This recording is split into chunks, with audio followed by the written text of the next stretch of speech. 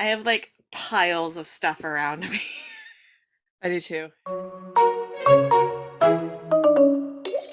Welcome to the Incoherent Fangirl. Where we are officially a Fantastic Beasts and the Secrets of Dumbledore hate podcast. I'm Karen from the moon. And I am Mandy from Oakrith. I feel like I just talked to you. I know. It was just a couple days ago.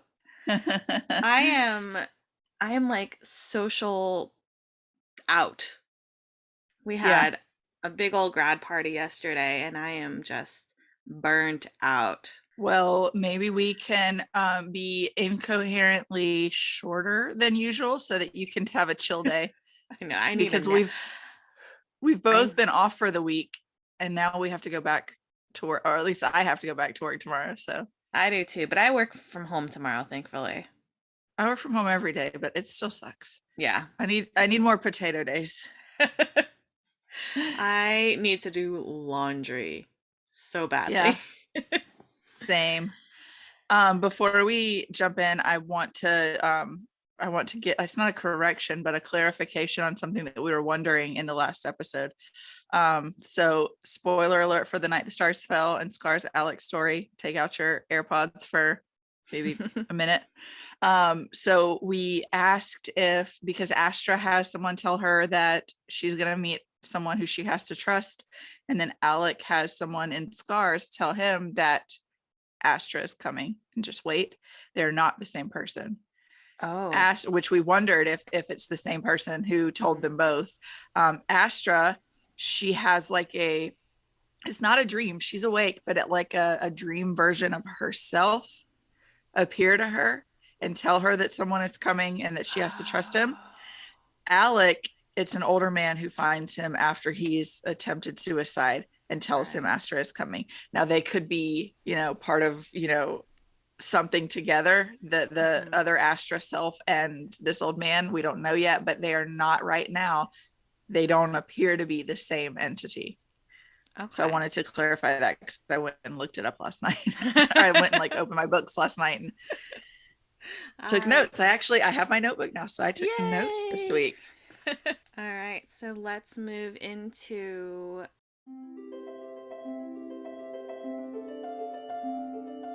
fictional boyfriend of the week. I think I'm gonna, even though I hated most seconds of it, I think I'm gonna go with Theseus Scamander.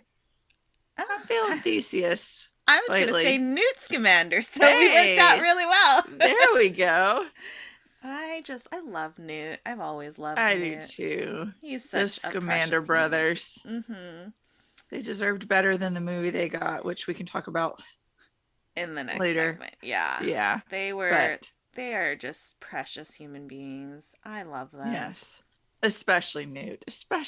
But something about Theseus. I just love Theseus. Yeah. All right. Well, that leads us perfectly into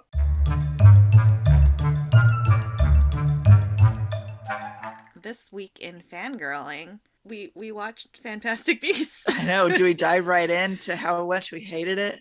I guess so. I mean, I only have two things written down for this week, which actually is wrong, so I'm going to write something else down. But Fantastic Beasts is a big one. So, spoiler alert, we are about to talk about some major plot points. So just skip to the next segment if you don't want to hear. Yes. So if you don't care about spoilers, hello, welcome. Welcome to our hate group. We're happy to have you. We went and saw it with my husband and your kid and my two brothers and one of my brother's girlfriends. And so we normally would have not talked about it to each other, but my brothers were there, so I wanted to be able to. We had a whole rage session. We had a whole afterward. Parking lot rage session. So I think I'm going to start with the scene that gets me the most. I'm so irate. Mm-hmm. You have this Chillum beast. It's not a beast. It looks like a little baby deer, but it is supposed to be the purest of souls, which I thought were unicorns from Harry Potter. But anyways, and it's supposed to be able to see into your soul and see if you're pure of heart and if you're good. And if it sees that, it will bow to you. This Chillum spends so much time with Newt Scamander. It spends so much time with Jacob Kowalski. It is taken in front of three people who are about to be political leaders. They're all in the vicinity, and it's released, and it tiptoes around up to Albus Dumbledore and bows. Then Albus Dumbledore leans down and says, I appreciate this. Thank you. But there is someone else here who is equally worthy. I know it in my heart. I know it in my soul. And this is 5-10 minutes after he's had a little heart to heart with Jacob Kowalski, where he tells him, hey, you have the fullest heart of anyone I've ever met. You are wonderful. You know, the world doesn't deserve you. So you're like, okay, he's about to go bow to Jacob, which I made some barfy sounds at it, even bowing at Dumbledore to begin with, because Dumbledore is not a good person. I love Dumbledore, but he's not great. Dumbledore left a child in an abusive home. Exactly. There's There's no reason for that. There's no excuse for that. And then raised him knowing he had to die. Yes. So little Chillum tippy toes away from Dumbledore up to one of the political candidates. Past Jacob Kowalski and Newt Scamander. And bows to this woman that we know nothing about. If we had met her and known about her personality, known that she was what's best for the wizarding world, I'd be totally fine. I am not fine with the Chillum bowing to Dumbledore and not to Newt. Garbage take. There is garbage. It's how are you going to bow to Dumbledore when Newt and Jacob are right there? Exactly. Those are precious cinnamon rolls of human beings, and they deserve the world. You're not going to find more pure than Newt Scamander. It will not happen. No, you're absolutely not. His whole life is just about saving these precious little beasts and taking care of them. And what makes you purer than that? Honestly. Exactly. There is no world in which Albus Dumbledore is more pure of heart than Newt Scamander. Never. Ever. Never. And then I did not like Mads Mikkelsen as Grindelwald. I am still very salty about how they did Johnny Depp. So much so that I didn't even really want to see it that much. Mm-hmm. I will say, and I will post a photo of it so that everybody knows, like, it's 100% true.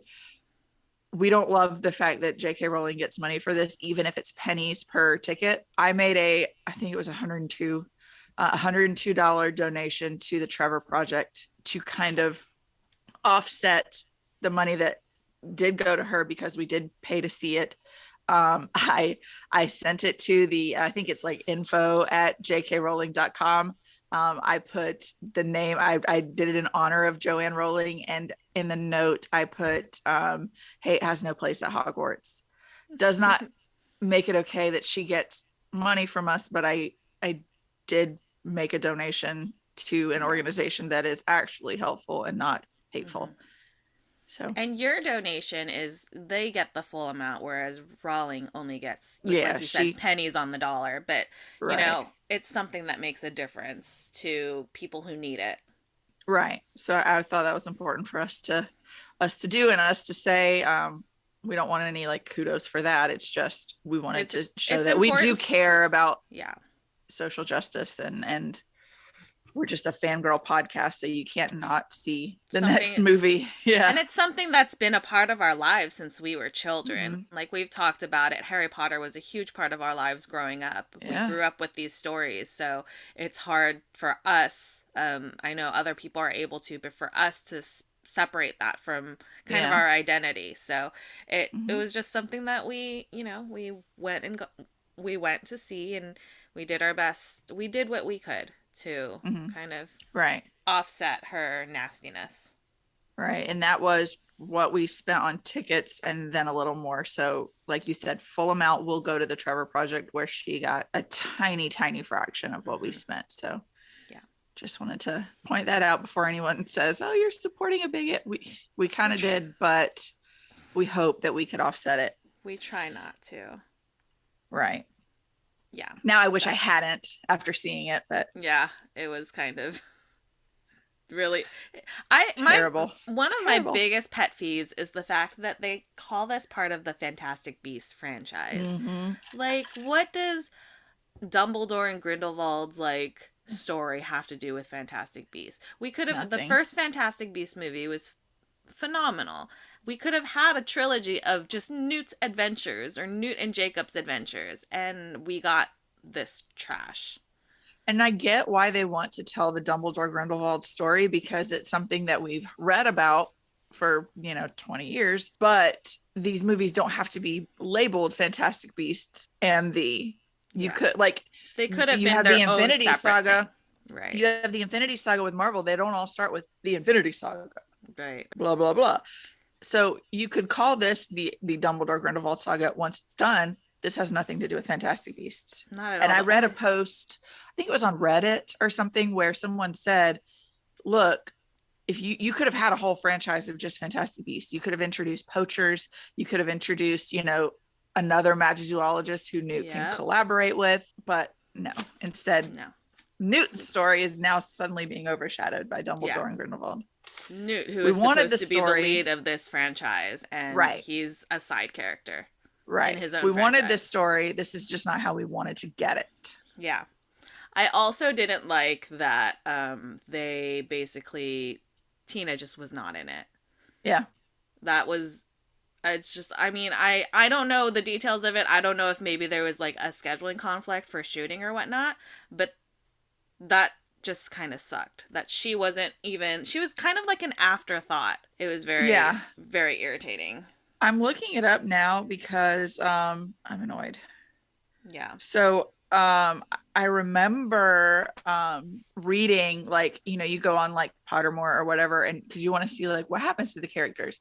Luna Lovegood goes on to marry a Scamander. Right. Newt's, I think it's Newt's grandson or great grandson. And so I was hoping that he would end up with Bunty.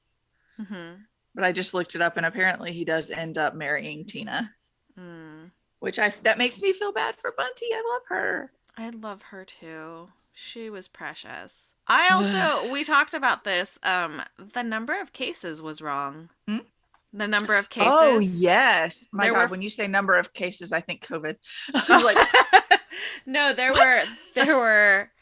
So they made replicas of Newt's suitcase, which was really disconcerting to see Newt without his suitcase. Yes, first and foremost. That was stressful. That was really stressful, especially when you know what's in there. Like, it's a whole world with all these beasts that he's taking care of, and they could all die if something happens. Mm-hmm. But then, Bunty goes and takes it and is like, I need a half a dozen duplicates. So that means there should be seven cases. There were only Which is 5. Interesting. Oh, now that I'm saying Horcrux is 7. 7. But anyways, one was missing. Yeah. Well, 7 is like a magical number, I guess, and that's why the 7 Horcruxes, but whatnot. Yeah. But there was one missing. There were 5 that they showed. There were 5. But there was definitely one that was hidden away, because there's no way that they could have predicted who picked which case. Right. So Bunty had to end up with the actual case. So that means technically there were 2 missing. There were 2 missing from that scene.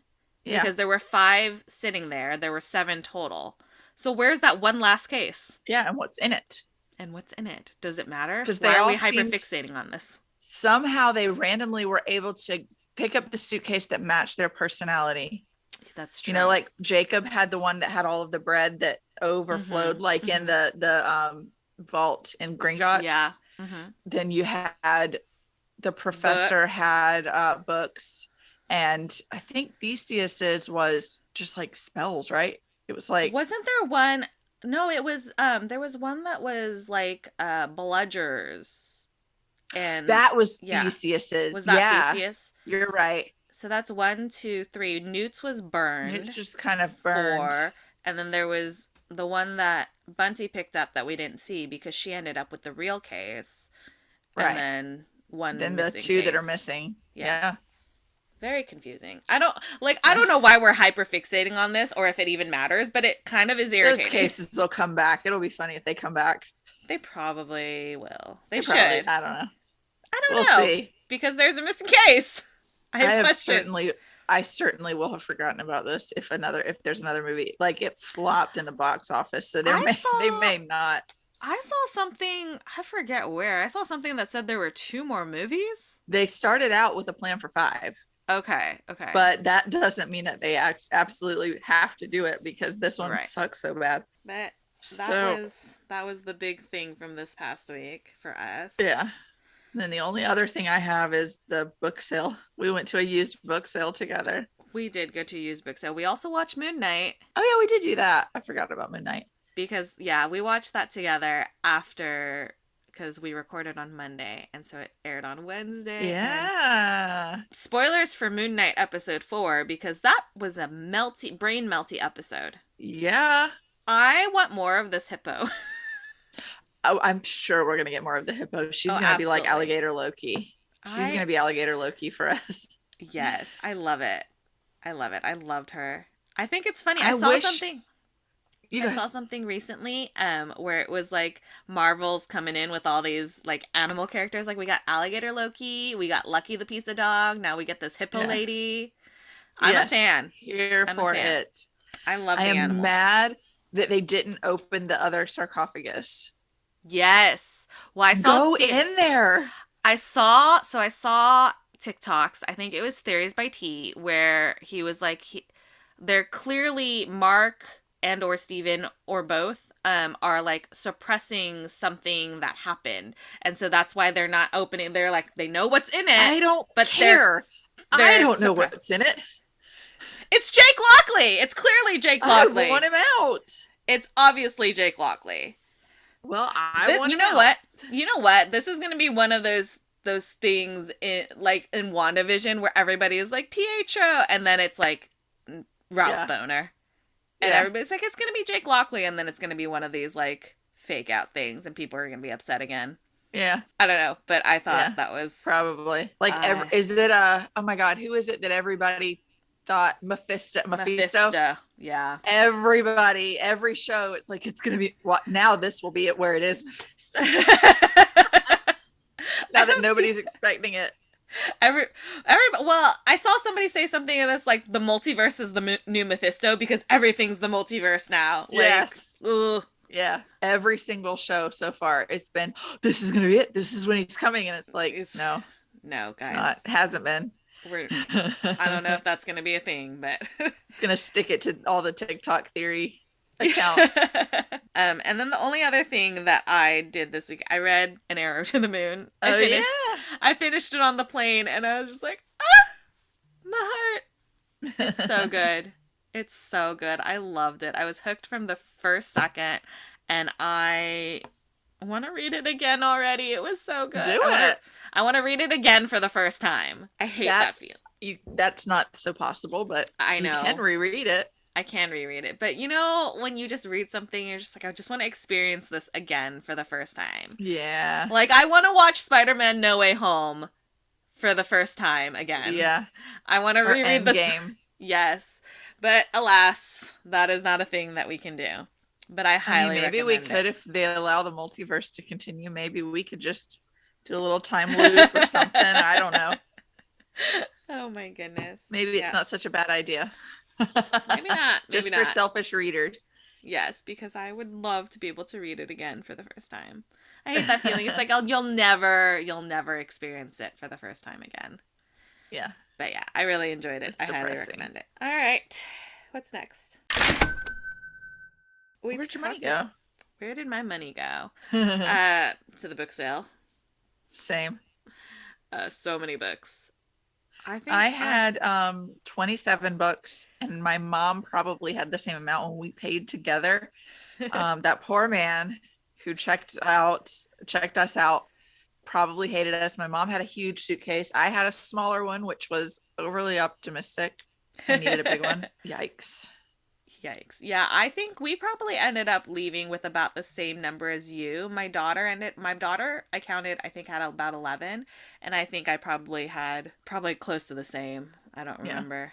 I didn't count. It was scary. But I only ended up spending like $25. Which I know. That's the thing that's crazy. I want to talk about the book sale man, though. Because the world needs to know how trashy humans can be. Shame this a-hole.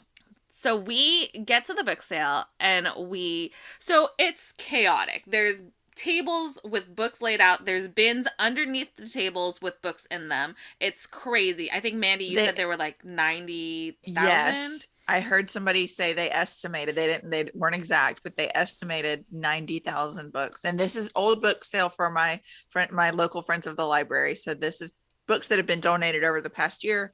They're being sold now to fund the library. Right. And so there we come in, we go to, I think it was the YA table, and there were bins sitting, like under next to the table, and they were just sitting out. And so obviously we're going through them because we love YA books. And they're in it. There was Throne of Glass. There was Caraval. There was His Dark Materials. I got His Dark Materials. There was some Stephen King books. We had conversations about multiple books. Yeah, we were standing there for like a good 5 minutes, talking about things, digging through it, looking for, and then this asshole comes up, and he said his first statement was something along the lines of, if it's marked sold, then it's sold. And so my knee-jerk reaction at first was, oh my gosh, I didn't realize these were yours. And I go to oh, I'm so, and he cuts me off and says, well, it's just common sense. And he's like, it says sold all over the bins. And it's like, sir, Mandy was like, show me one spot. Energy. Show me one spot where it says sold. This is the energy that we're bringing. I've got time. I am not a confrontational person, but I can be if I need to. And so it's common sense. And I said, how are we supposed to know that these books are sold, which you haven't paid for them yet, so technically they're not sold? But how are we supposed to know that they're sold? They're in it's boxes of books in a sea of boxes of books. And he says, well, it's written all over it. Where? All over it. Can you show me one? Yeah. So he spins it around to where it does say sold on the very bottom of the tote that is facing the books. Facing away. Yeah. The side that you can't see from where you are standing next to the books. And so immediately, I mean, I feel bad because he's claimed these books, whatever, but I'm like, he's still standing there yelling at us about how we need to use common sense and he hates coming to these things. And it's like, I was finally like, dude, nobody's trying to steal your books. It's just, you didn't put them in the greatest spot. And he says, well, I just left them for 30 seconds. No, sir, we have been standing here talking about these books. We have been standing here. So he's shoving, pulling him back to him. Well, so we walk away because we're like, I'm not going to stand here. Your kid was there. I'm not going to stand here and get into a fight with this asshole. But as we're walking away, he says, thanks for getting them all out of order. You're welcome. You're welcome. So anytime, I just kept he was mumbling under his breath, and I would just respond because at that point I did not care. He kept going and going. Just nonstop mumbling and grumbling. Like, sir, you are getting books for pennies on the dollar. Yeah. To resell. I'm sure he's a reseller. Yeah. We were getting them to read them and enjoy them and love them. Right. Which, again, if he had claimed them first, I wouldn't want somebody to reach their hand down in my suitcase that I'm pulling around. But I kept my books with me. Right. I kept them on me. You leave them where all the books for people to dig through are sitting. Pull them away to the wall. What did you expect? You were going to leave them right next to where all the books are being sorted through, people are picking through, and nobody was going to look in them? Sir, and there's no shame in if you want to be a reseller, that's fine. If you're respectful about it. We talked to a guy in line who was, and he was very nice. But if you want to buy, bulk stock of books at a book sale, pull someone who works there aside and say, listen, I'm buying a ton. You're about to get a ton of money out of me. Can I please just put boxes behind, where you guys are sitting checking people out? Because there's one of me. I think there was actually, he had an assistant with him. He had somebody else with him. Can we put these back here because we can't carry them all around? I'm sure they would have said, sure, here's a designated spot for you. I know you're buying a lot and you can't carry them. And there were plenty of people who had boxes and totes who put them against the wall. Yes. Away and you just kind of from understood. The books. You Everybody understands. That don't touch those. Out of the way. Yeah. So it was just with the boxes, and then it got worse. It got worse. So I really, now I wish that I had acted differently. At the time in my mind, I was just thinking, I don't know that the parents how parents feel about a crazy lady just like wailing on somebody in front of their kid. But there was a shelf, and this is the only like standing shelf in there. Everything else was just books like laid on their sides on tables so that you could see the spine. But this was a little shelf that had like Harry Potter and Rick Riordan books. And I think there was like Nancy Drew. But these were like a lot of the books that you get at a book sale are maybe not damaged, but they're well loved. They've been read. They may have a tear or a bend or a dog-eared page. These were kind of like nicer editions that maybe had been read once or bought and then never picked up. And there was these two little boys, one of which I had like, he was my little friend. He was looking for a certain series. And so he was just talking to anybody who could hear, or in the vicinity. Can you help me? I'm looking for these. And so I'm trying to help him too. So Marty like loved this little kid because it's a child who wants to read. That is like, I'll buy you all of your books. I don't even know you, kid. I'll buy your books. Where's your mom? So he and a kid that was with him are going through and they're like, oh, I need book number 3 of this. And oh my gosh, I've got to ask my mom because I don't remember which book I need, but I know I need one of these series. This guy elbows his way between these kids and says, excuse me, and kind of shoves them out of the way so that he can get the nicer edition books to resell. And at the time, the kids just kind of walked away. And so they weren't fazed, but I was just like, I don't know if their parents would want me to just start screaming at him. I really wish I had been like, lay your hand on a kid one more time. You don't get to shove children. I will make a scene and get you kicked out of here, maybe get myself kicked out of here. But at that point, I did not care. How are you going to curb a child's enthusiasm for reading and for books by being an asshole? So like, that you can make a few bucks. I will throw hands. Yeah. If I had been their parents, I would have been like, listen, I don't know you, but can I buy your books? Like, I will do whatever, because that was just, if I had been there. If my child had not been with me, I would have thrown hands at this man. Yeah, at the beginning, had your kid not been standing there, I like when he started yelling at us, it would have been like, absolutely not, buddy. You are not going to talk to us like that. And I would have had some very colorful language for him. But your kid was there. I didn't want Auntie Mandy to terrify her. But yeah, homeboy would have gotten his feelings hurt pretty quickly. So don't be that guy. Moral of the story, don't be that guy. It was a book sale of donated books. You're not guaranteed or promised anything. It's not like you're going into a retailer, right, where they're profiting. This is for a local library, books that have been donated to help the library, not to help line your pockets. Exactly. That was our experience at the used book sale. That was our book sale rant. We did get a lot of good stuff though. We did. I'll probably post a photo of mine because again, there's too many for us to go through. There's too many. This podcast would be so long. But yeah, we'll post photos of our hauls. Yeah. And then I also got a whole bunch of Funkos. Like, I am surrounded right now. Oh Lord. I'll go through them really, really fast. I got Scarlet Witch, Glow in the Dark, Hawkeye. They're so cute. I'm obsessed. Oh no, they're falling all over the place. It's fine. I got Red Panda May and the flocked version. Cute. Oh my god, they're so cute. And then regular I love May. That they're bigger. I love that they're bigger than her. That's precious. And a little stuffy. I'm obsessed with this. My daughter keeps trying to steal it. I need them to do a 10-inch of her mom. Yes. Her mom's panda. As a panda, yes. Yeah. And then my Vision comic. Very nice. Pop. And then the little WandaVision mini moment from episode, I think, 3.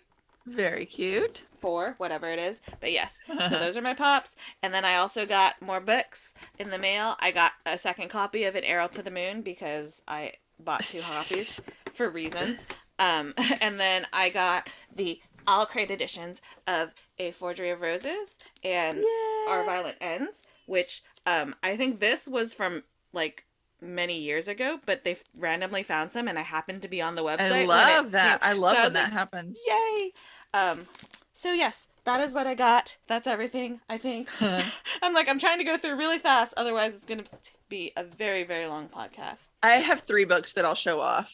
So we saw this at my local Barnes & Noble and I ended up ordering it on Amazon. I don't remember why. But it's called Ban This Book because, I can't bypass the banned books table. And this book is about some kids who I guess encounter censorship and they're like, absolutely not.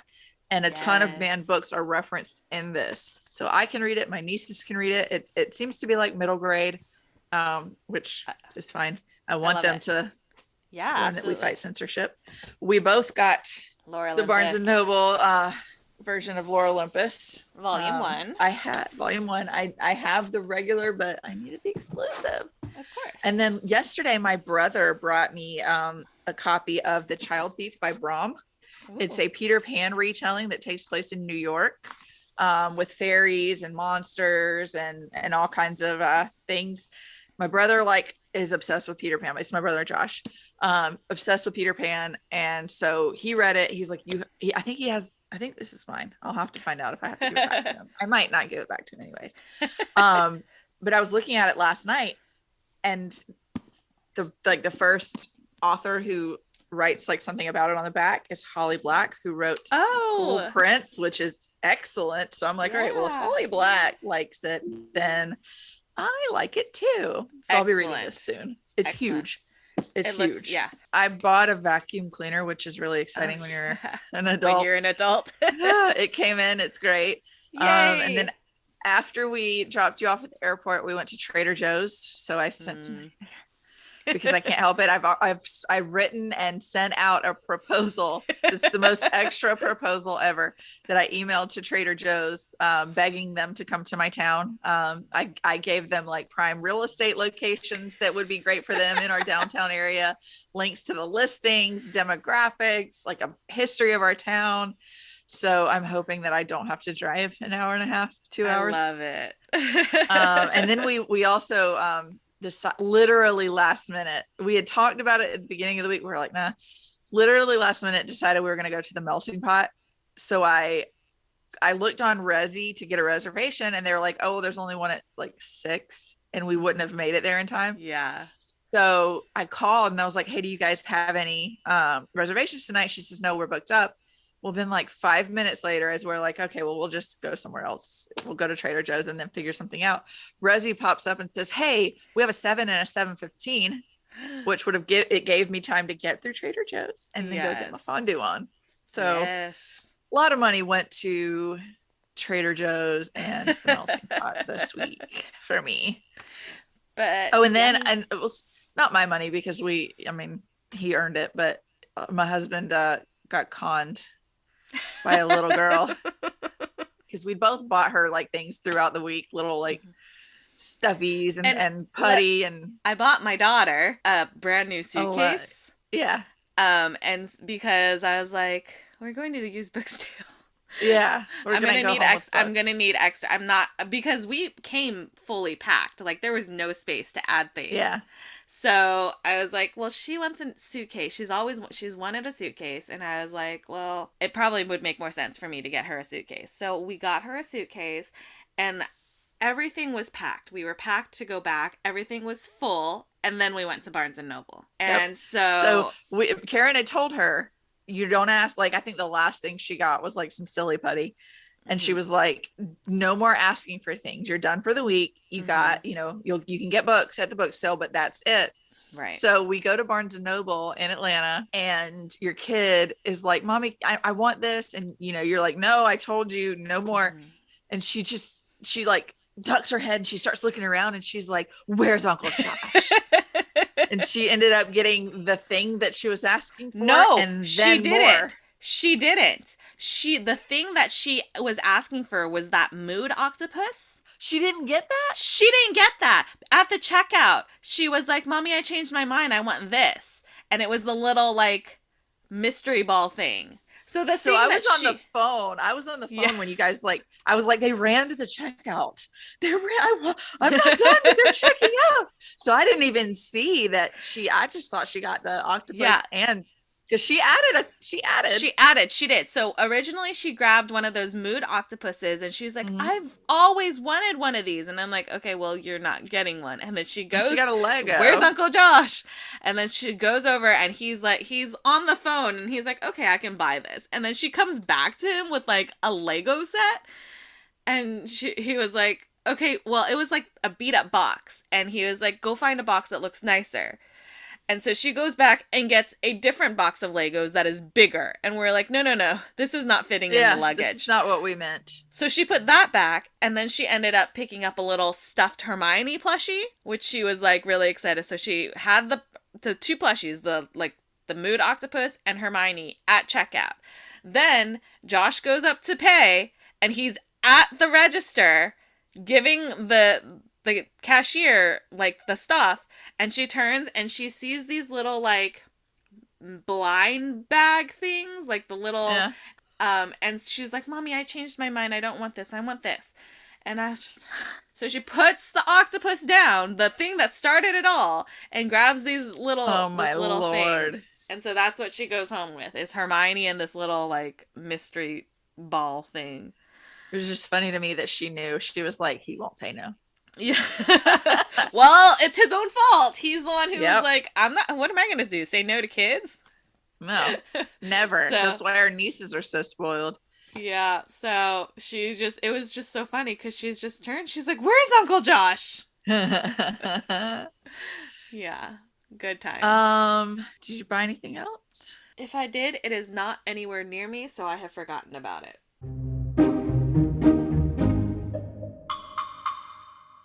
So I don't think I'm anticipating anything right now. But are you? Other than like a new episode of Moon Knight, but yeah, I don't think so. Oh, well, no. I think everything I'm anticipating is in like May, like a couple weeks out. So we're not excited about these things as we are, at least as I was about Scars. I know I talked about it like for every episode. I mean, I'm looking forward to Multiverse of Madness, which is in a couple weeks. But yeah, other than that, like there's a couple books coming out in May that I'm excited about, but nothing like imminent. Nothing that's happening like this week or next week. So well, we just breezed right through anticipating. Yep. Oh.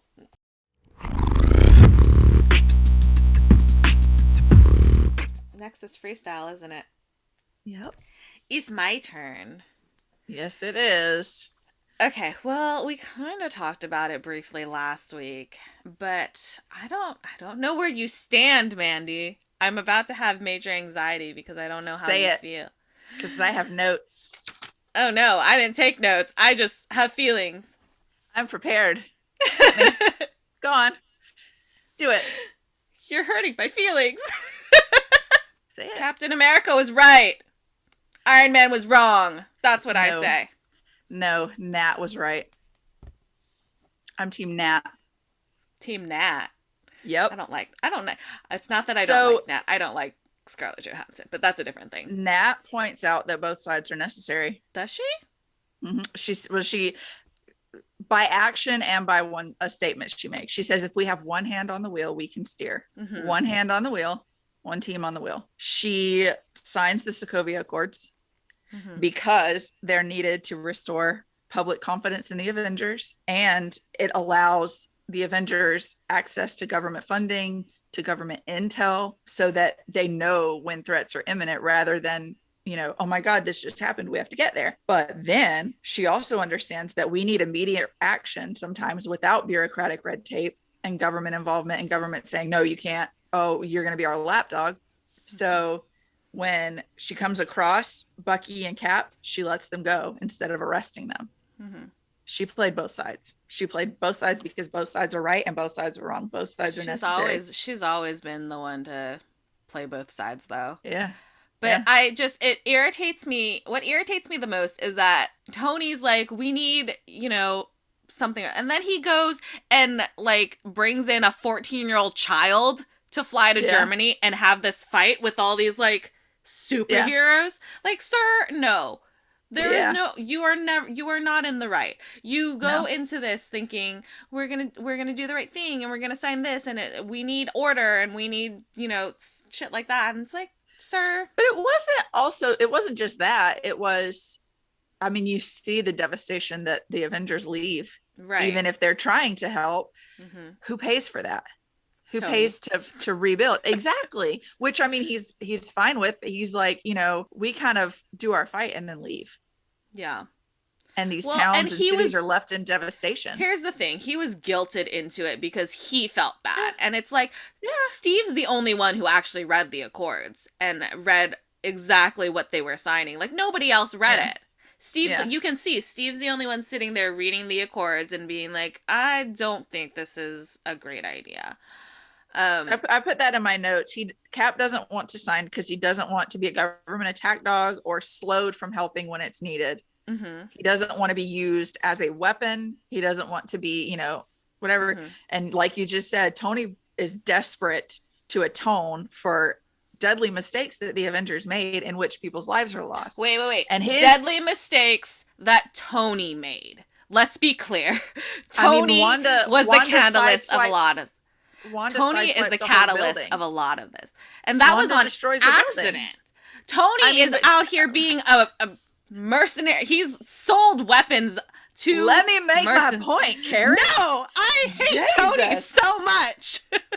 I hate Cap worse. I promise. And I can say, yeah, Cap is right about a lot, but he's also wrong about a lot.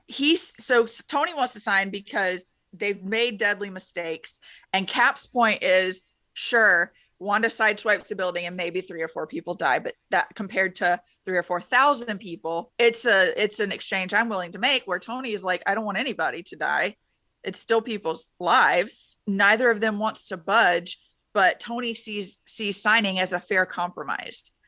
Not saying that it is actually a fair compromise, but he is trying to right the wrongs. And I'm not saying I'm on either one of their sides because they both have their heads up their ass, if we're honest. Let me see if I wrote anything else. Tony talks about how people die and locations are destroyed when the Avengers come to protect. And it's like, there's a kid, I can't remember what movie, I think it's a kid who shows up and is like, my whole family died because the Avengers came to save us. Maybe a woman?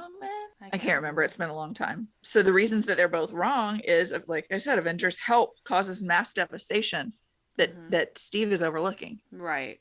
And he's kind of cavalier about. Let's go to the big major ones, because we've got Avengers, where you've got Loki bringing in the Chitauri, which without their help, it could have been much worse. Yeah. We've got Age of Ultron, where Tony literally makes the thing that they are fighting against. He literally is the reason all of this is happening. I mean, we could say that about, I don't want to say her name because she'll ask me what I want, but A-word. We've done that with A-word. If I could just call her Jarvis, it would be. We could be doing that to ourselves right now. But he literally goes in and is building this, like, artificial intelligence thing, and then building... To be fair, he didn't know it was going to turn into Ultron. He thought he was making like a virtual assistant reality type thing. Did he? Because he was like, we're going to build a shield around the world, and that just feels like asking for trouble. Like, there's... No, he literally builds a murder bot. So that was on Tony. Then what's next? We've got, Civil War is when they're fighting each other. And also, that was... You go ahead. No, go ahead. I just got one. F you, Steve. You lied to Tony to his face about his parents. Yeah. Mm-hmm. That's shitty. That's shitty. Even if he didn't know for sure, he should have brought it up. Because he should have at least been like, hey, I think that this is what might have happened. I don't know for sure, but because I feel like you should know. We know Tony is emotional, right? Mm-hmm. And he's reactive based on emotions, where Cap tries not to be. I hate him so much.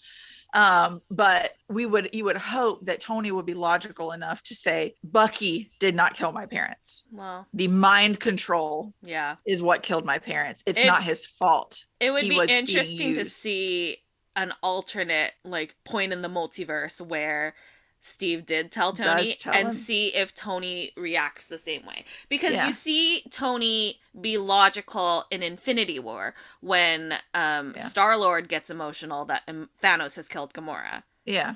You see Tony being like, no, we got to take a step back. Like, this is for the greater good. So he has that analytical, logical side being like, okay, but he was put into a situation where he had to kind of be blindsided about it. Yeah. So it would be interesting to see if Steve had actually told him when he had his suspicions, be like, if Tony would have reacted differently. Yeah. But then it's not Steve's choice to make on how Tony reacts and how Tony feels. You still should have told him the truth, even if he reacted poorly, because it's his right to know. Yeah, it's his parents. And then who sacrificed himself for the world, Karen? And who went back in time to be with the person that they liked? Listen. I hate Captain America so much. Listen.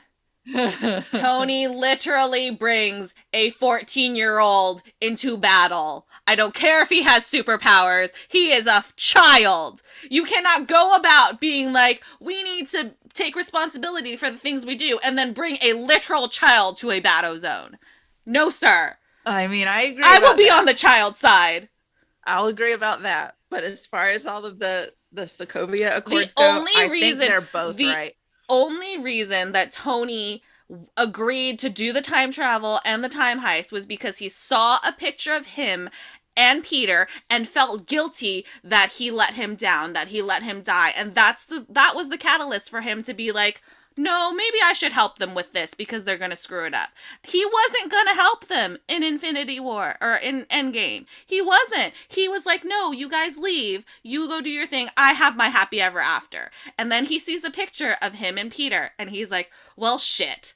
I think he sees the picture of him and Peter and also realizes that he has a child who he wants the world, to be safe from the world as it was, because she loves him 3,000.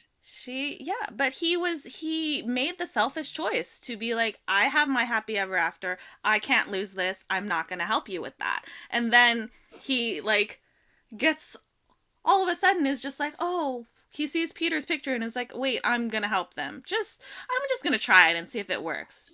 But also, had they signed the Sokovia Accords, would Thanos have even been a thing? Would he have even been allowed to get as far as he did? Yes, because the government sucks. They would have been like, no, he's a threat over there. He's not going to come in. That's fair.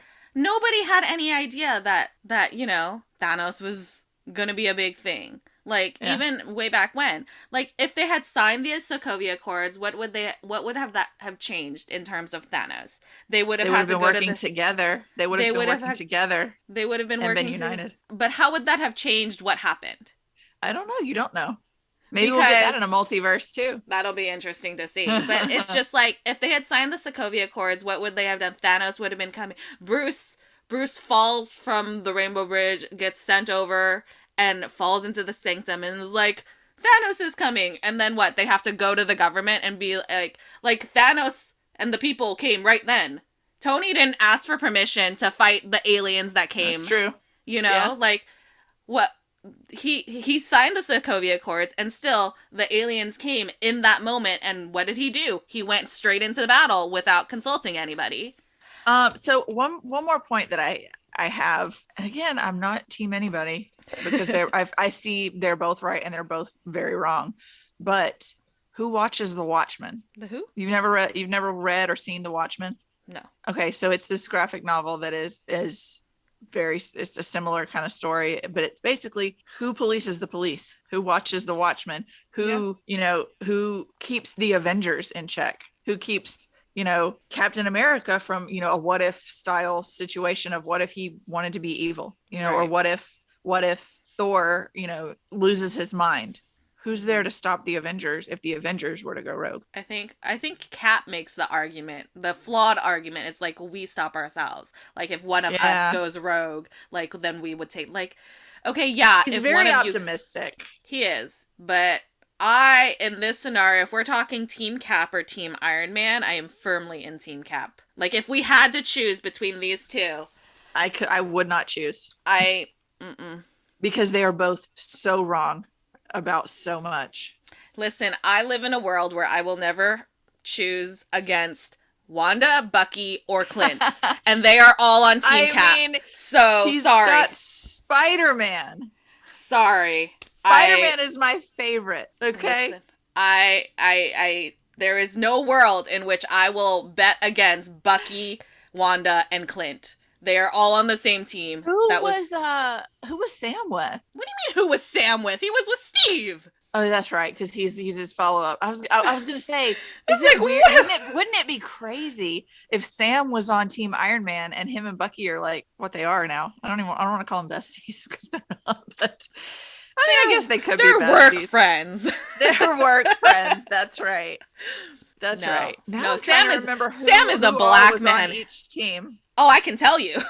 We've Oh, got Steve, Sam, Bucky, Wanda, Clint. Then you've got Tony, Nat, Rhodey, Vision, and T'Challa. T'Challa, who's also a T'Challa. black man. T'Challa, who was a black man living in a black country, who did not have to deal with the racism and the shit that Sam had to deal with his entire life. Fair. That's fair. It's a different thing. And T'Challa wasn't really on Team Iron Man. He was just Team I'm against Bucky because he killed my father.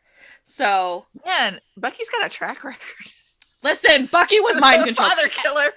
Bucky I didn't kill T'Chaka. Bucky was innocent at that point. Okay, they just thought he killed T'Challa. Frickin' Zemo. I mean, yeah. I hate it. But Bucky, poor Bucky. It's not fair. My poor Bucky. But then you also have Vision was on Team Iron Man, and then he and Wanda still were able to reconcile. They didn't even have to reconcile, but yeah, but they were just, it's interesting that we had Vision and Wanda, because it's like, I want to know why these people picked their side, because Wanda kind of just ended up on Team Cap because Tony kept her locked in Avengers compound. Yeah. Right? And then Vision is just a product of Tony, so yeah. You also had War Machine. War Machine was Team Iron Man. And he's American. He's American. He's an American black man. He's Tony's best friend. So if you were like drastically wrong about like something that the world depends on, I would say it to you. I wouldn't just you don't want your best friend to just blindly follow you. Brody, it's interesting how the teams fell. I think. Yeah. I think Sam and Bucky make sense. I would have thought that Hawkeye would have gone with Tony. I thought it was interesting. Well, see, and that's the thing. I feel like it's. Oh, and we have Ant-Man. Ant-Man was on Tony's side, and Spider-Man was on Iron Man. I forgot about those two because they were like. See, I'm never gonna like set against Spider-Man. They're precious human beings. But it's like, okay, so obviously Scott is gonna be on Team Cap because he's just the biggest fanboy ever. Yeah. Sam and Bucky are obviously going to be Team Cap. It's interesting that Natasha picked Tony's side. Yeah. I think we all kind of thought Nat would pick. She didn't though. I mean, she did publicly, but she's kind of choices to not. Right. And then because it feels like we don't love Scarlett Johansson, but it felt like she was. Nat was trying to be right. Yeah. This is why I've seen the argument that Civil War should have been a Black Widow movie, not Captain America. And that's another point. I'm glad you said that. I did write that down, but I missed it. This is a Captain America movie, so you're going to lean towards Cap is the hero. If it had been Iron Man, everyone could be like, yeah, you signed the Sokovia Accords. Are you kidding? Without an argument, because you're going to make the Captain America movie about Captain America's take and Captain America's side and why Captain America should be right. What if it had been a Black Widow movie? Would everyone be more centric to the point and not? I think the problem is that it's called Civil War. So everybody feels like they need to pick a side. Civil War. That's why everybody feels like they need to pick a side. They need to pick Iron Man or Captain America. But I think logically speaking, if you think about the actual like problem at hand, more people are gonna be centrist. They're gonna be, and that's another thing. It's like if we clearly need to listen to the females more, because they were like, bro, you're wrong. Both of these men have their heads up their asses, but because of the way that it was marketed, because of the everything, everybody feels like they need to pick a side. Yeah. And it's like, ugh. And I need to point out, like, I want everybody to know, I hate the government. I'm not pro-government at all. F the government completely. But personally, their personal thoughts, Tony was right and Tony was wrong. Cap was right and Cap was wrong. And I gag on saying Cap is right. I hate him so much. Just pretend you're talking about Sam. It'll make you feel better. If they had been, they were just being men who just had to be right instead of just take a step back from it and find a middle ground here, like Nat did. Yeah, have half of us say, yeah, we'll sign the Sokovia Accords, and know that, hey, we're still going to feed you intel. Right. So that you can be our black ops on the ground. You know, we're still going to make sure that you who have not signed the Sokovia Accords can fight and can still help. Well, apparently signing the Sokovia Accords doesn't actually mean anything when Tony just goes off and fights anyways. Yeah. So, like, there's a whole movie about and whether or not... have known that. There's a he should have known that you're going to jump in. Like, if there's freaking aliens falling into New York, you're going to suit up. What are you going to do? What are you going to do? You're going to call the government and be like, hey, there's aliens. Am I allowed to fight Squidward? Am I allowed to go? Yeah, like, come on. Come on. Yeah. There's no world in which Tony, like, actually would have followed along with this. And yet he's preaching and being like, we should sign this, we should do this, we should be governed by this. And then he goes off and is like, I'm gonna go fight these aliens. Like, no, sir. I think that part of the mentality was, if none of us sign this, if none of us do it, the government will no longer provide us intel.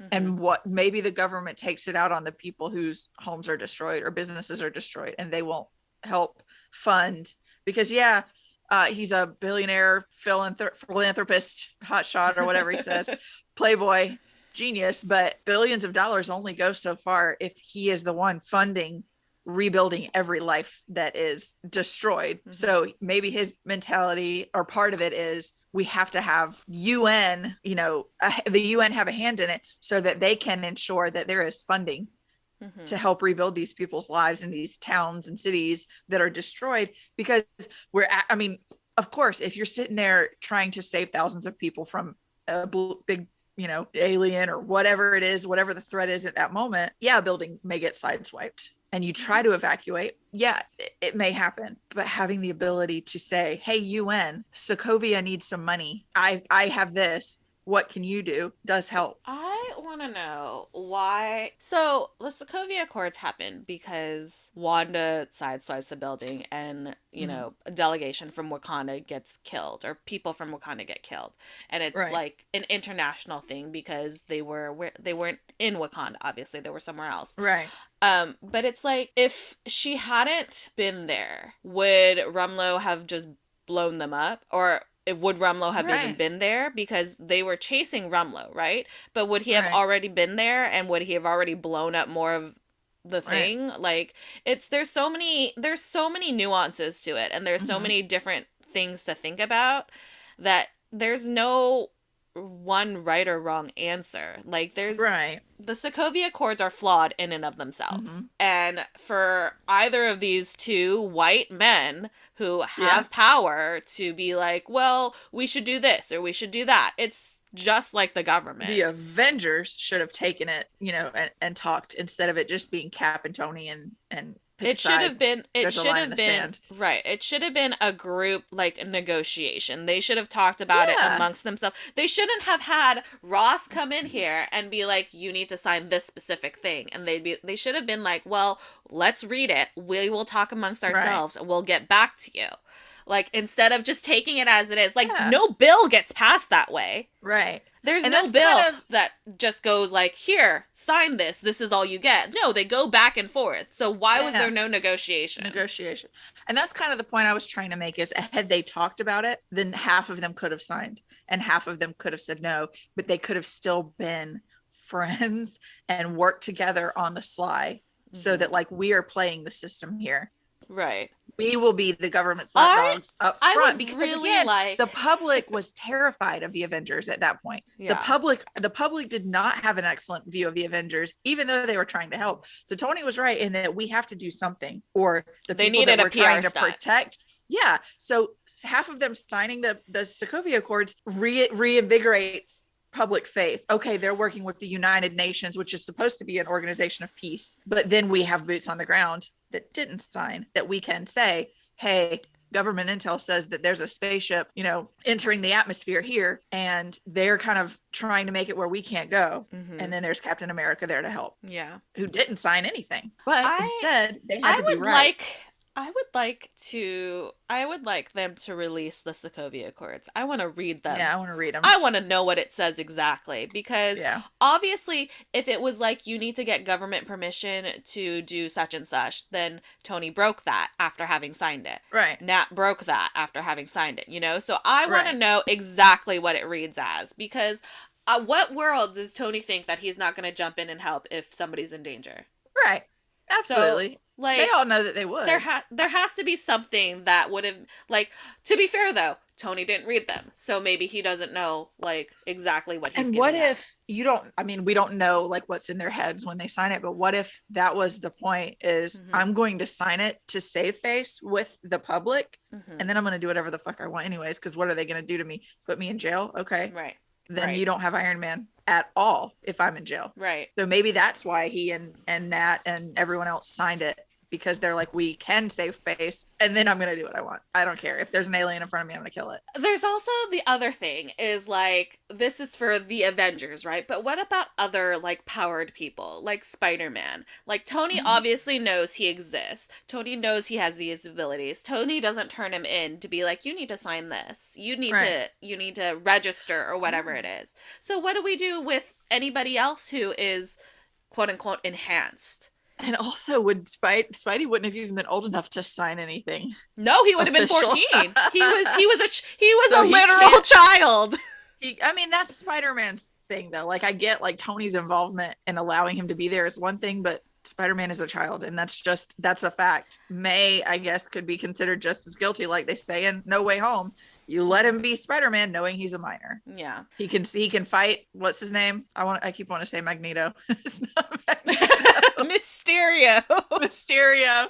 You can fight Mysterio and save London, and that's fine. Yeah. As a child, but when Tony allows him to be there, it's like it makes Tony a villain. Everybody lets Spider-Man be there, you know?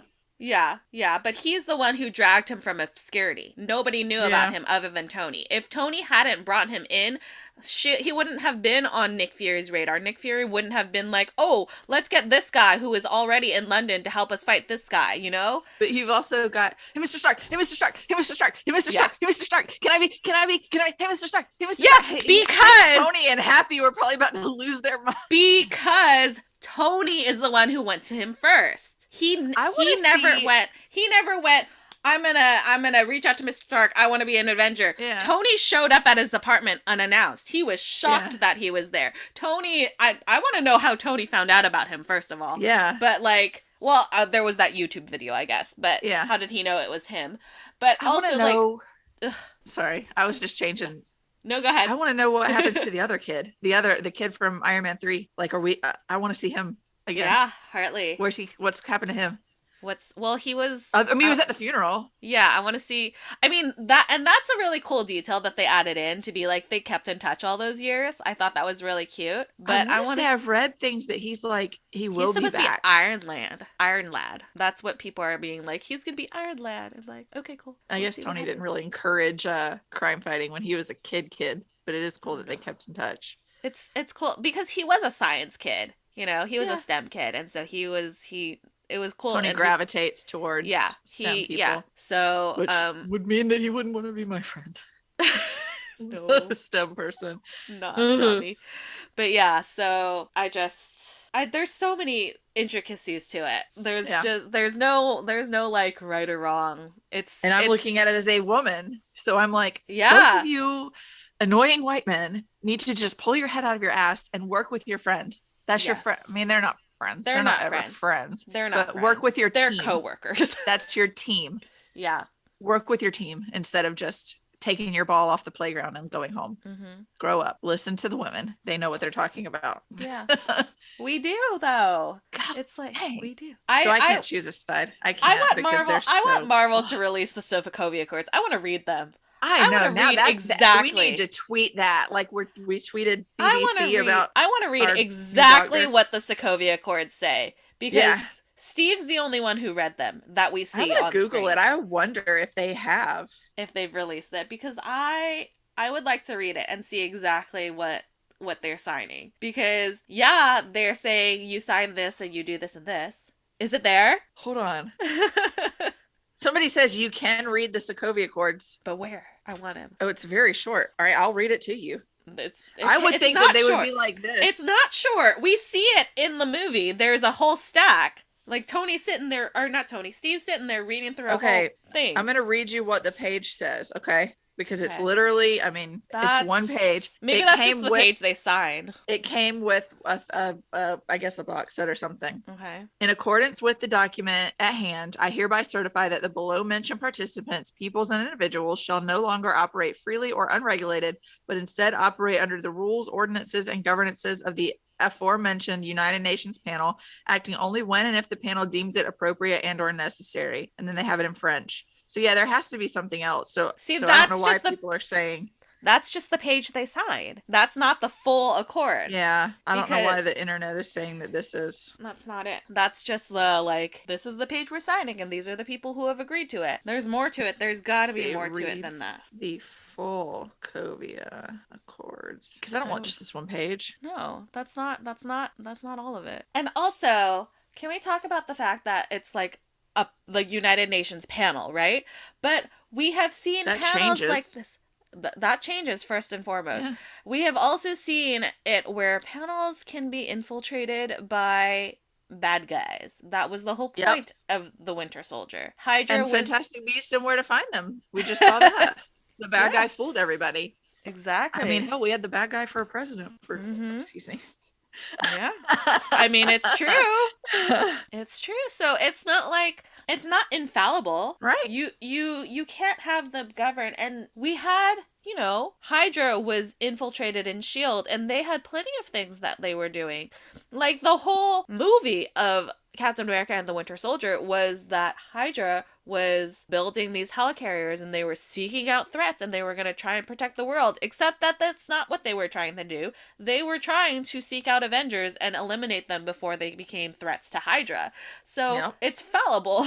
There needs to be more checks and balances. I just read something very weird. This is on marvelmovies.fandom.com and it's talking because I was like looking to see about, if you could read the Sokovia Accords. Okay. Pro registration. This has got to be, I don't know what movie this is in, but it says pro registration. These are the individuals who support or agree with the Sokovia Accords. Thaddeus Ross, Tony Stark formerly, Vision formerly, Rhodey formerly, T'Chaka, Matthew Ellis, and Glenn Talbot. Anti-registration. Individuals who do not support. Steve Rogers, Bucky Barnes, Sam Wilson, Scott Lang, Clint Barton, Wanda Maximoff, Sharon Carter, Phil Coulson, Natalia Romanoff, T'Challa, Vision, Tony Stark, and James Rhodes. Huh? Wait. What? Unless acting against Squidward. Well, okay. So they said formerly. Yeah. Which means... I wonder if their action means, listen, I don't agree with this anymore. Well, I mean, Tony literally went against the Sokovia Accords. Yeah. But it doesn't, he never like actually comes out and says, I don't agree with the Sokovia Accords. Right. But is it a fan page? Yeah, I mean, it's like a wiki page kind of. So anybody it's like a marvelmovies.fandom.com. Yeah. So, I mean, it could just be that they're like, well, he formally agreed with it. Yeah. Yeah. He broke them and that means you don't agree with them. Oh, and then it says, this is so silly. This is just like a random Google thing. Mm-hmm. Two heroes who sided with Captain America, Falcon and the Winter Soldier, violated the Accords when they freed Zemo. Mm-hmm. Well, I mean, they didn't sign the Accords. So how do you break an Accord you don't sign? How do you break something that, the title of this article, though, is the MCU has forgotten the Sokovia Accords. The MCU has forgotten the entire cause of Civil War, and that's for the best. It's true, though. If you think about it, it's just like everybody who signed them has acted against, hold on, threat or died or blipped or whatever. We've got Tony died, Natasha died, T'Challa TBD. I know. I'm starting to cry. Rhodey. He can't have a new T'Challa. I know. Where's Rhodey? Rhodey got majorly injured and paralyzed. Spider-Man got blipped and his memory of him erased from everybody who knew him, except for probably Wanda. I never thought about it, but it's a really good point. Wanda probably is the only one who remembers him because she was in her little cabin with her runes. Oh, yeah. No, that's gonna be, maybe that'll be a thing in multiverse. Is like there'll be a moment where she'll say something. I remember you. She'll say something about like, oh, we gotta go something about Peter, and they'll be like, Peter. Who's Peter? Yeah. What do you mean, who's Peter? Yeah, so sad. Sad. So sad. It just, see, Spider-Man, like, above, no, I'm wearing a Loki shirt, above anybody. Above anybody. I am a Spider-Man girl at heart because I have been my whole life. So I will take, like, Spider-Man as my most favorite. That's why I can't say that I would ever be 100% Team Cap, because Spidey is there and I can't leave Spider-Man. Yeah. Just take it with you. I can't do it. Yeah, just take it with you. Come here. Come here. Come sit with me and Auntie Nat. Come, small child. We will take care of you. We are Don't your grow moms up now. like these men. Don't we are grow up your like parents now. Yes. Listen, you and they raised you. Listen, that you listen can to tell. The women. You can tell Peter Parker was raised by a woman, because he is not a shitty white man who needs to be right all the time. Like, he knows how to learn. He's a baby angel. He is a sweet baby angel. And he was conned, I tell you. Oh, that was a doozy. I'm sticking with it. Team Nat, team the women who were like, you guys are dumb. They're both dumb. Team no straight man. Preach it. Team hashtag no straight white man. I'm done with them. Yep. Cis white men, go away. I'm done with you. I'm You done with suck. you all. We have an exciting announcement. We Don't do. We do. I'm gonna check our email real quick because I sent an email this morning. Oh yeah, I read it. Okay. I responded. Okay. I was like, I didn't see it. Okay. So sorry, I'm gonna read this. You talk. What do I talk about? Nobody wants to hear my voice. Why are they listening to a podcast with my voice in it? Yeah, I love your voice. This is a very exciting announcement Karen has coming for us. I know. So buckle up. I'm just reading the email because I sent it and then I forgot to check the email afterwards. So hold on to your butts, girls, guys, bays. We have a new partner of the podcast. Yay! We're very excited. We had a really good Zoom conversation with Emily from Novelty Chest, and she's agreed to partner with us on the podcast, which means, dear listeners, you get some goodies as well. You just reminded me of Lady Whistledown from Bridgerton. Dear reader, she just calls her readers dear reader. She'll be, we'll do this, dear reader, and listen to me. So, dear listeners. Dear listeners. So I know I talked about, I think it was it last week or the week before, where I got Novelty Chest boxes.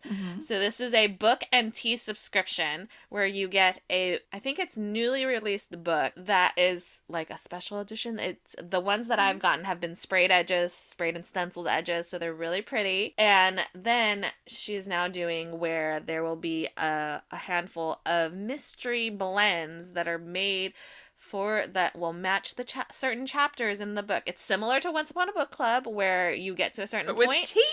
But with tea. So you brew some tea, and then you read the chapter drinking your tea, get all into the vibes of the moment. It's excellent. And I still am obsessed with the fact that she chose a magic steeped in poison. Like, that is such a good book for a tea. Absolutely. There's no way that was not going to be made into like a tea box. I love it. So if you are interested, you can use code fangirl5 at checkout if you're subscribing to the monthly subscription. So she has multiple options on our website. There is the option to order a one-time box.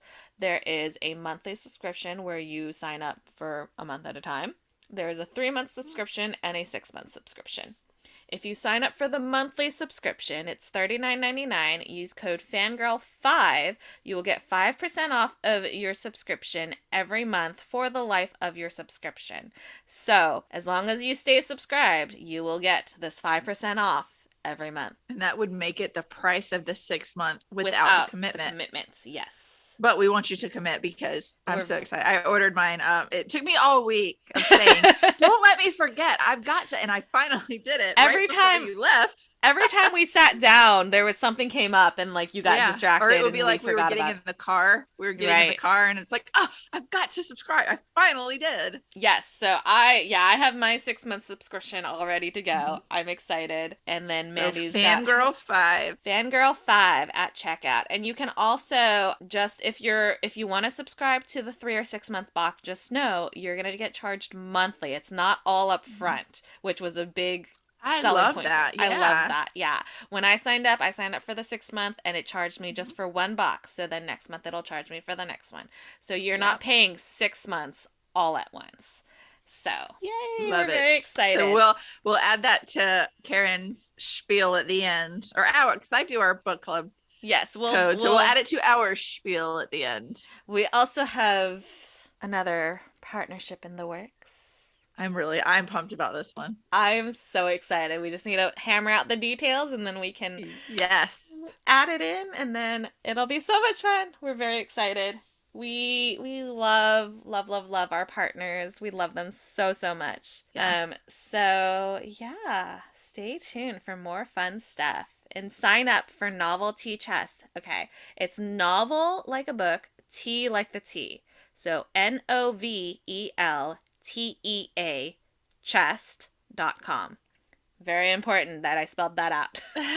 Yes. But it's very clever. God knows what you'd get if you typed novelty, like the word novelty. Yeah, chest. who knows? That might be some adult box going on.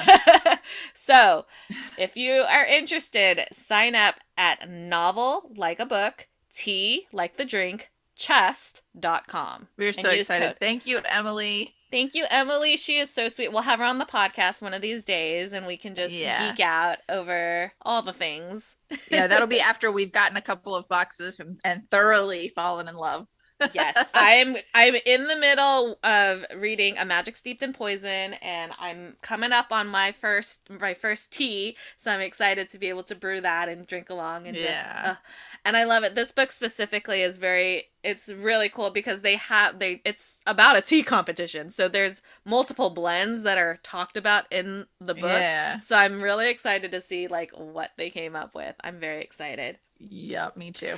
And one of the big things that I really, really love about this subscription box is that Emily uses small businesses to fill her box. So she uses a small business who does sprayed edges, stenciled edges. She uses a small business that blends their own teas. So we are supporting multiple businesses by subscribing to this box. So highly recommend. We love strong women businesses. Yes, and I don't want to say that we wouldn't accept a partnership from a Simply Safe. If Simply Safe, who sponsors every podcast, wants to come, we'll read a little thing for you. Terramana Tequila. Tequila. We love you. We also love even more, that small women-owned businesses are willing to work with us. Like, this is just the coolest thing. We love small businesses. We love strong independent business women. We are big fans. So we love that they're willing to partner with us and work with us. We're big fans. Yay. Yeah. Do you have a spiel to tell us? I do have a spiel. All right, dear listeners. Yes, lady Karen down. If you enjoyed the podcast, please like, follow, subscribe on whatever platform you're listening to us on. Leave us a review. We love to read reviews. Yes, We're big readers and we love to read. I read all the things. Karen reads all the things. Let us read your thing. Yes, absolutely. You can follow us on social media. We are on Instagram and TikTok as The Incoherent Fangirl, or Twitter as Incoherent Girls, because Twitter has a character limit. Boo! And we are very angry about it still. We hate you, Twitter. I was going to say TikTok. I love you, TikTok. We love TikTok. We hate you, Twitter. We love TikTok. We have a website that you can also stream our episodes on, or just kind of browse around. Eventually we'll add some more stuff to it. It's kind of bare bones right now, but it's there. It's available for us to add more things to. And it is theincoherentfangirl.com, or send us an email at theincoherentfangirl@gmail.com. We also have a YouTube page which has all of our episodes with some like fun little I do little like videos that are just like, here's some pictures graphics that I can show you. Yeah, it's fun little things like that. It's not, it's just our episodes. You can listen. We will eventually be using it for Patreon once we figure out the logistics of all that. We had a conversation where we're like, we are in 2 different states. How does this work as the business? Yeah. So we'll figure that out. We panicked a little bit, but we'll figure it out. We'll talk to a lawyer. We'll figure it out. And we'll get that set up for y'all. We have codes. Ha! I Codes. remembered the codes this time. I always Yay! forget. Visit our sponsor at herecomesthenerd.com and use code FANGIRL at checkout for 20% off your first order. Yay! Yay. Visit onceuponabookclub.com and use code Mandy10 for 10% off at checkout. And our newest one, go to novel like the book, tea like the drink, chest.com. I'm going to have to say that every time so that we don't spell it incorrectly. And subscribe to the monthly subscription and use code FANGIRL5 for 5% off the lifetime of your subscription. As long as you say subscribe, you get 5% off without the commitments. It's fantastic. And we'll link all of these sites below with our codes so that linked. You can find it, so that if you thought you might type novelty, like the word novelty, you might avoid a weird situation. I kind of want to look it up now and see what it is. I'm kind of scared. I might use a private browser and do that. There you go. Quick note, we had talked about Here Comes the Nerds Pokemon round coming out. Hopefully within the next 2 weeks we'll be able to tell you something. I think she's almost got the stuff ready, so we'll let you know when that comes. I saw a TikTok of hers recently, and I think I know what that last Pokemon is that I couldn't figure out. So I'm gonna text her about it. I'm like, is it this guy? Is it this guy? I think it's she's this guy. she's also teasing a super secret drop, which I think we know what it is. I hope we'll see. Know. She says if it's what I think it is, I'm pumped. If it's what I think it is, I will be the first person to place an order. Like, add to cart, check out. Yes, immediately. So quickly. Immediately. I get whiplash with how fast I check out. Like, oh, very excited. So hopefully, I don't know. She says it's super secret, so we'll see. She won't tell me anything about it. But yes, then maybe it's not. Maybe it's not it. Well, maybe it's not what I'm thinking of. When it is what we think it is, you will know. 100%, you will know. I know what you think it is, and I feel like I want it to be the same thing. Yeah. But I don't know. We'll see. We'll see. Because that would be really exciting. Yes. Yeah. Oh, what was what is it? May 16th, right? Swag boxes? Yes. Starting on my calendar. It's on my calendar. AmberDLewis.com. She's going to be listing some swag boxes for pre-orders for the Starlight and the Shadows for the next book in the Fire and Starlight saga. So I want to keep you updated, but I also don't, because I want to make sure I get one. They're going to be limited. I will riot in the streets if I don't get one. They're going to be limited. She's going to put up 25 to start. If those sell out, she'll put up 25 more. And if those sell out, they're gone. So there's only a maximum of 50 available. So you better be on your game if you want these. 2 minutes after I order, you can order. Yeah. Mm-hmm. They go until at 10:02 a.m. After Mandy and I have checked out, you can go check out. Then go check out. Thanks. Mandy and me and Autumn. Yes, because I think Kaylee, Autumn would, and Kaylee Joanna. Too. And Joanna. Oh my God, we all don't. No, I don't want to say don't go buy it. Go buy it. We'll give Just you be prepared to fight you. Yeah, we'll fight. Be prepared for us to fight. We'll throw hands. My child won't be around. We'll throw hands. Yep. I'm already ready. I'm ready. Just remind me of the book sale guy. I'll get my elbow out. Just. We're ready. You. All right, and that was the Incoherent Fangirl. Bye. Love you. Love you. Bye. We are sponsored by our friends at Here Comes the Nerd. Pins, stickers, magnets, and more. Here Comes the Nerd has happy art for all fandom-loving hearts. New customers can use coupon code FANGIRL during checkout for 20% off their first order at herecomesthenerd.com. Coupon applies to ready-to-ship items only.